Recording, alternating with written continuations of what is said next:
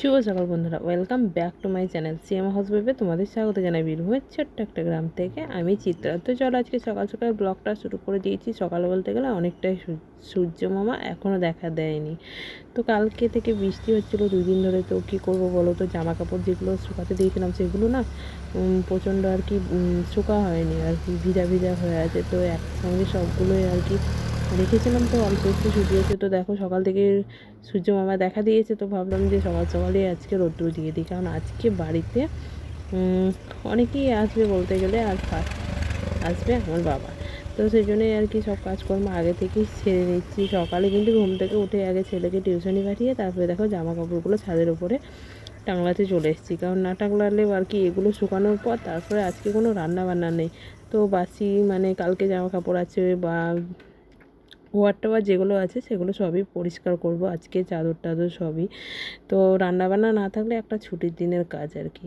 তো এদিকে বাবাও চলে এসেছে সকাল সকাল, প্রায় 4:30 8টা হতে হতে হঠাৎ করেই হাজির বাবা। তো হঠাৎ করে বলতে গেলে না, আমাদের গ্রামে আর কি শ্রাদ্ধ বাড়ি নিমন্ত্রণ আছে, তো সেই জন্য এসে, সেই জন্য সকাল সকালই চলে এসেছে। তো চলো আমি কাজকর্ম সেরে নিয়ে এখন। রান্না না থাকলে কিন্তু একটা বিশাল বড় কাজ, এই যে মানে যে বাড়ি মানে গুছিয়ে রাখা, তারপরে এই পরিষ্কার টরিষ্কার যেগুলো থাকে আর কি, সেগুলো করতেও সুবিধা। মানে রান্না করা মানে সারাদিনকের কাজ আর কি, রান্নায় বলতে গেলে আর কি, মানে ওটা করতেই বেশি কষ্ট হয়।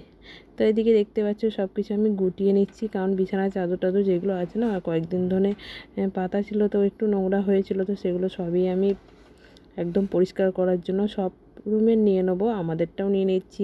মানে সাইডে যে রুমটা আছে ছেলে পড়াশোনা করে সেটাও নিয়ে নেবো। আর মাদের তো এখন নোংরা হয়নি, কারণ মারা বলতে গেলে মা কালকে না পরশু দিন দিয়েছে, তো সেই জন্য মাদেরটা নেবো না। তো আমাদের এইগুলোই আর কি নিয়ে নিই।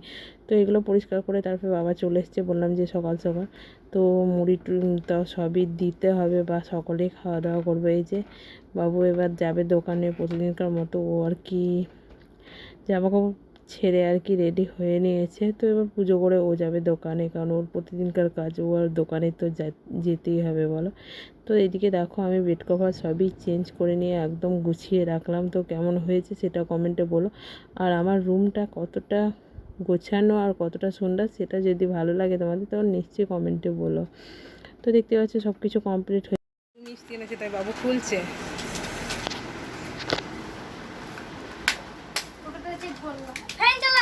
একটু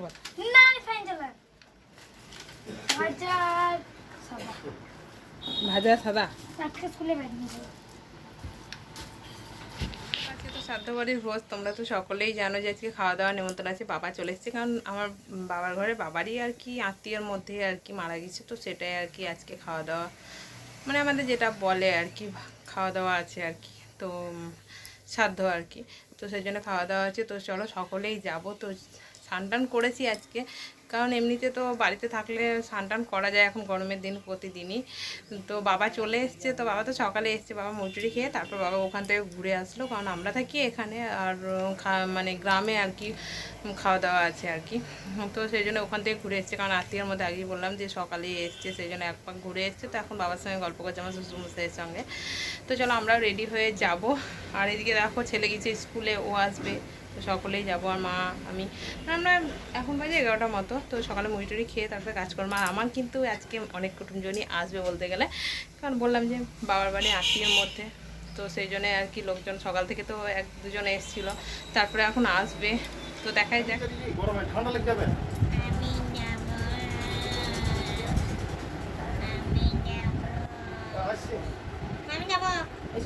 আমি যাবো আমি এখন দেওয়ার পর করতে হবে। আমি ভাবলাম কেমন হলে যাবে, একটু করে যাবো, তো করে ফোন দিলে যা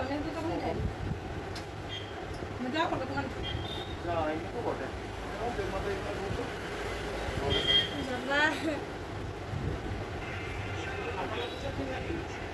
না পড়াই আমার মোবাইল থেকে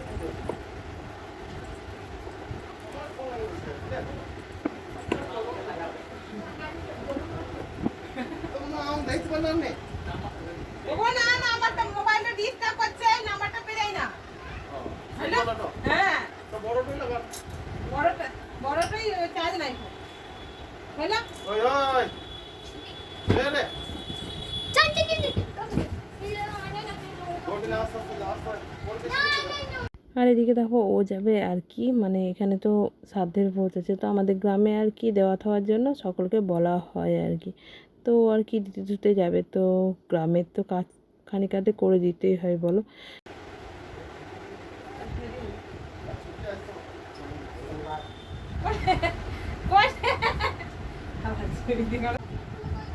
ওই তো ওই সাদা কোটাটাই ভরে রেখেছি।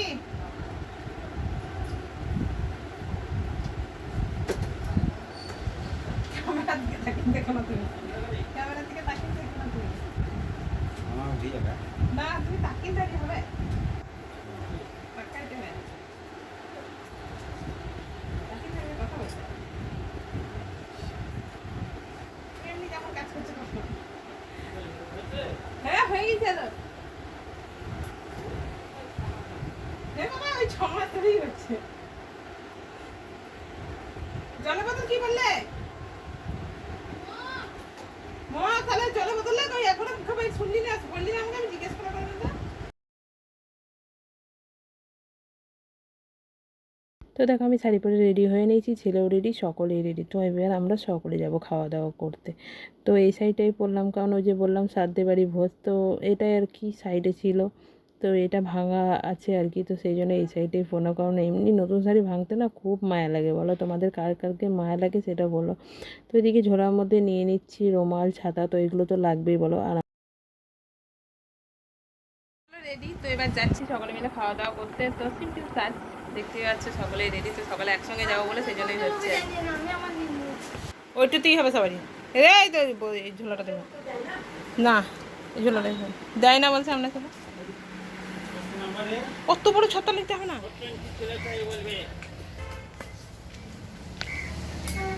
সবাই ছাতা ফুটি নিয়েছে। মা ফুটে বাবা হাতে করে নিয়ে যাবা, ফুটেও কেন গো? ওইখানে দেন একটা তা সত্যিকারই ঠামু ছাতা ফুটালছে তা।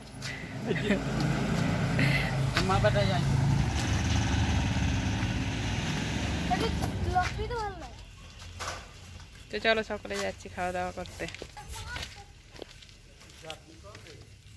এখন বাজে 1:30 মতো, তো এখন যাচ্ছি খাওয়া দাওয়া করতে। আমার বাবা, শ্বশুর মশাই, শাশুড়ি মা আর বাবু।